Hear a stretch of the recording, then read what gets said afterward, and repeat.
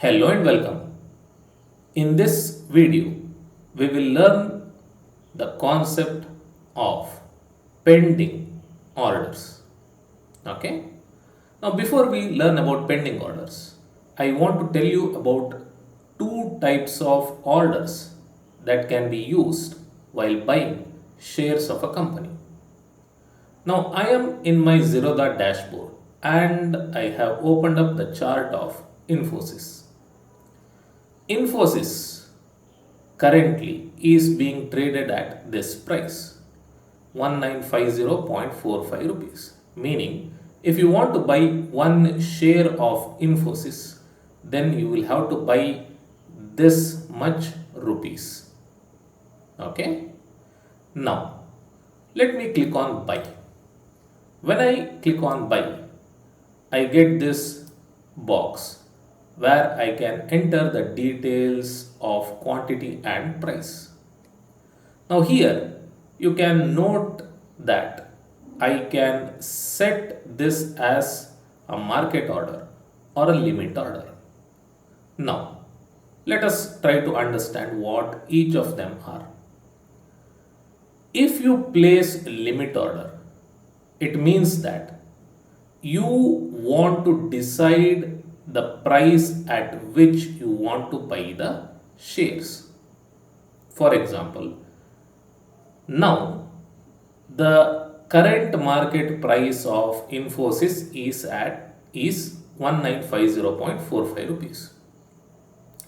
You think that this is costly.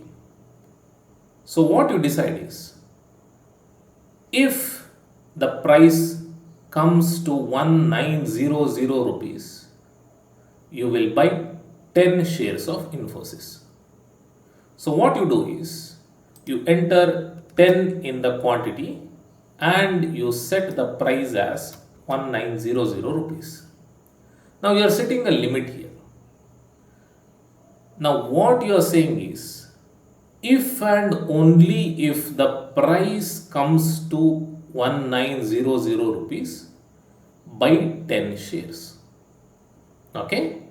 Now if you click on buy, then an order will be placed and it will be executed only when this price comes to 1900 rupees.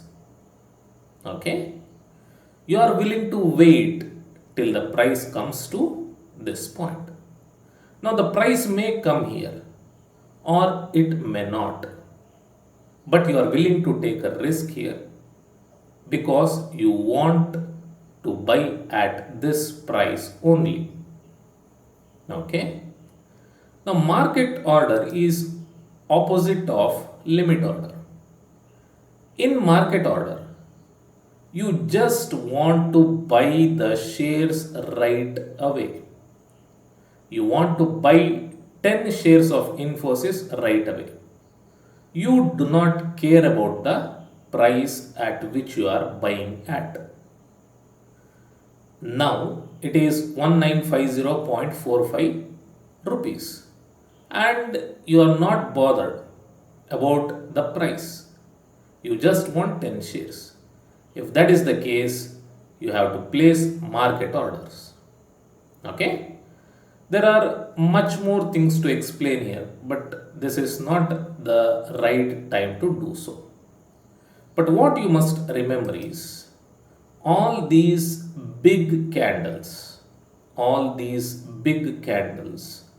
are created when big players place market orders. Okay. If it is a limit order, then you will not be able to see big candles. For example, this one. What is a big candle? It is subjective. What looks big to me may look small to you. Alright.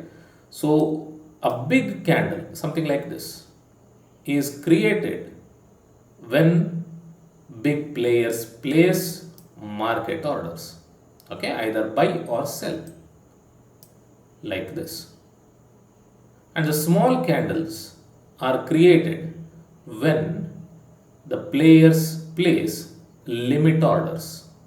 Okay, when the players place limit orders. All right. Yes. So if you want to learn more about market orders and limit orders, do check out other videos which explain them. All right. Now let us come back to our topic, which is pending orders. All right. For this example and for this video, I will assume that the current market price of Infosys shares is 2000 rupees. Okay. Now, in the previous video, I had given you the example of masks and sanitizers. The companies producing masks and sanitizers can produce as many masks and sanitizers as there is demand. Alright? But when it comes to the stock market, the number of shares that can be traded is limited. Meaning, as of today, there are only these many shares of Infosys. Meaning, if you want to buy more than these many shares of Infosys, it is not possible. Okay? This number will not change until there is a stock split or bonus shares or some other phenomena. Let us not go into that. Okay? But know that the number of tradable shares of a company is limited. Alright? Now, who are the big players of the market and who are the small players? I have made a video about this and have uploaded in my channel. You can take a look at it. But for now, let me keep it simple and tell you who the big players are. Big players are the ones who have a lot of money. That is a simple way to put it. Now, these can be mutual fund houses, insurance companies, banks, pension houses, hedge funds, or HNIs or high net worth individuals or people with a lot of money. Okay?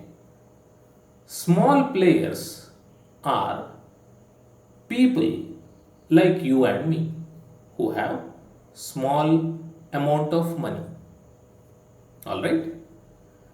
The big players will constantly be analyzing the companies. They would be looking out for any investment opportunities or any warning signs. If there is any investment opportunity, then they would use a lot of their money and buy shares of the company in bulk. If they find any warning signs, then they would sell the shares of the company if they already own it. Alright? Now, let me take a situation. Let us say that there is a big player who has been analyzing the company Infosys. According to their analysis, the share price of Infosys would increase in coming days. Okay? This is what a big player feels. Now, everyone's analysis is different. One big player may feel that it is the right time to buy the shares of Infosys, whereas one more big player may be wanting to sell the shares of Infosys. So everyone's analysis will be different and everyone's view and actions will be different. Okay? Coming back to the situation. There is a big player who feels that it is right time to invest in Infosys because the share price would be going up in coming days. Now what they feel is the current market price, which is 2000 rupees, is too high. And what they feel is if it comes to 1500 rupees, then they would like to buy 5 lakh shares of Infosys. Okay? They feel that 1500 rupees per share is worth, and that is the price at which they would like to invest. Okay? And how many shares do they decide to buy? 5 lakh shares. Now, the problem with this is if they want to buy 5 lakh shares of Infosys at 1500 rupees each, then there must be sellers who would be willing to sell 5 lakh shares at 1500 rupees each. Correct? There can be a trade only when there is a buyer and a seller. Correct? So if a big player wants to buy 5 lakh shares, there have to be sellers who would be willing to sell 5 lakh shares at 1500 rupees. Now this would be a difficult task because generally, as this is a big number, there would not be many sellers to sell these many shares. So what the big players do is they create a range or a zone, and this range or a zone is of price. So what they decide is they would be willing to buy 5 lakh shares between this price range. For example, 1450 to 1550, meaning they would be willing to pay anywhere between this range per share and would like to buy 5 lakh shares. Okay? And this is the range or the zone that we would be finding to initiate trades. Okay? More about this later. Let us take this and proceed further. So, Infosys company shares are of interest now, and big players want to buy 5 lakh shares, and they decide that this is the buying range. Okay? So what they do is they create limit buy orders. I told you that there are two main types of orders: market order and limit order. Market order meaning you are willing to buy at any price available. Limit order is where you set the price at which you want to buy. So the big players set limit buy orders, and the range is this, meaning if the price comes anywhere in this range, then they would be buying shares. Okay? Now, let us continue with the explanation. The current market price of Infosys is 2000 rupees, and let us assume that the price comes down and reaches this level. Okay?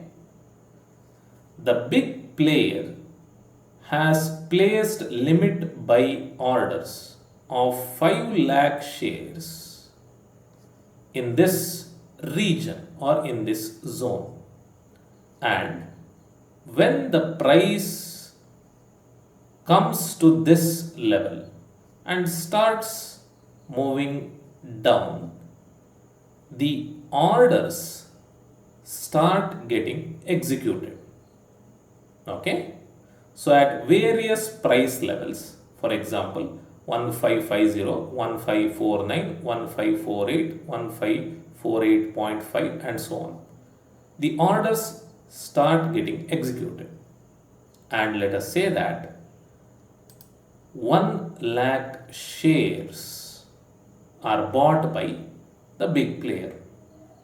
Okay, so 5 lakh shares or orders worth 5 lakh shares were placed in this range, but they were not able to find sellers for 5 lakh shares. They were able to buy only 1 lakh shares, meaning 4 lakh shares are pending, or orders of 4 lakh shares are pending.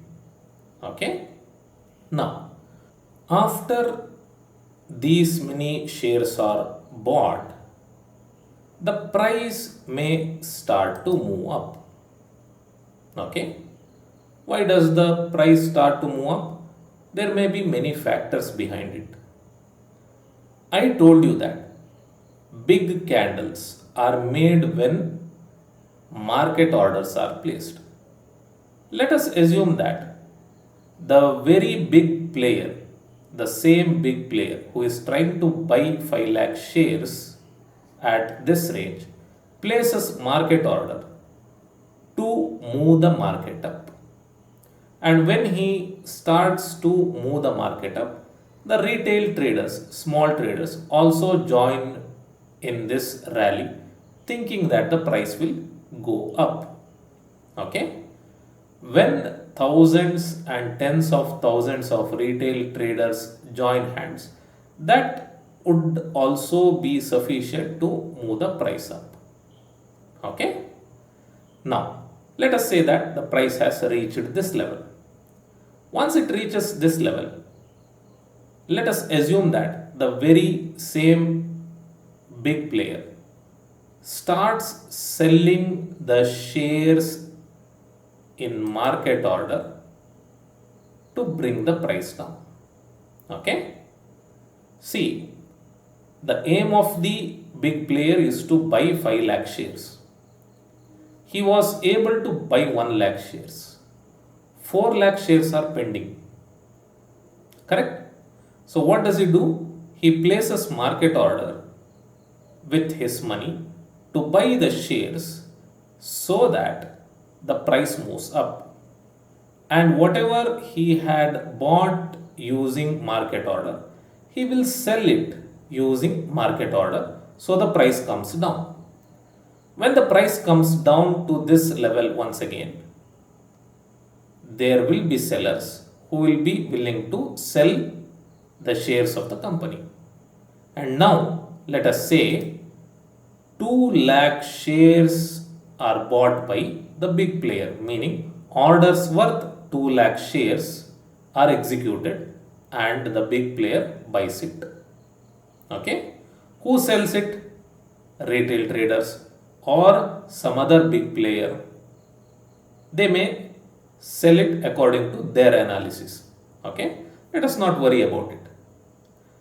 And once 2 lakh shares get executed, the order gets executed, total it becomes 3.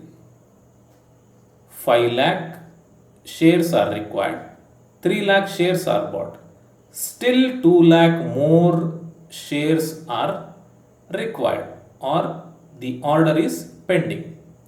Once again, the big player uses his money and places market order to take the price up.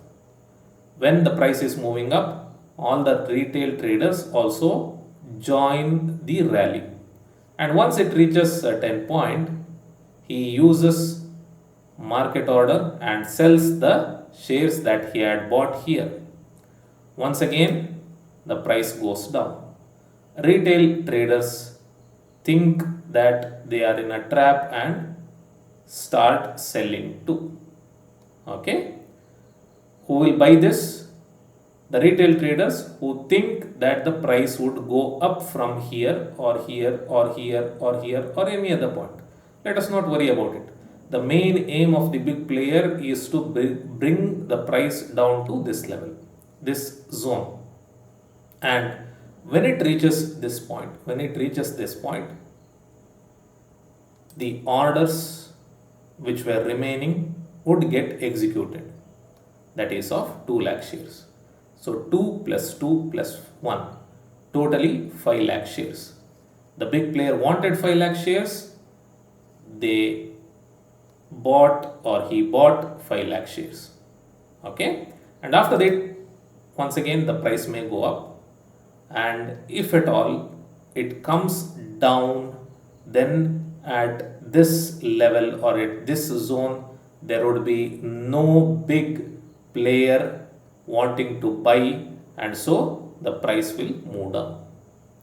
If you know support and resistance, if you have traded before, you know that if price comes to a support level multiple times, then the chances of the support breaking are more, and this is why it happens.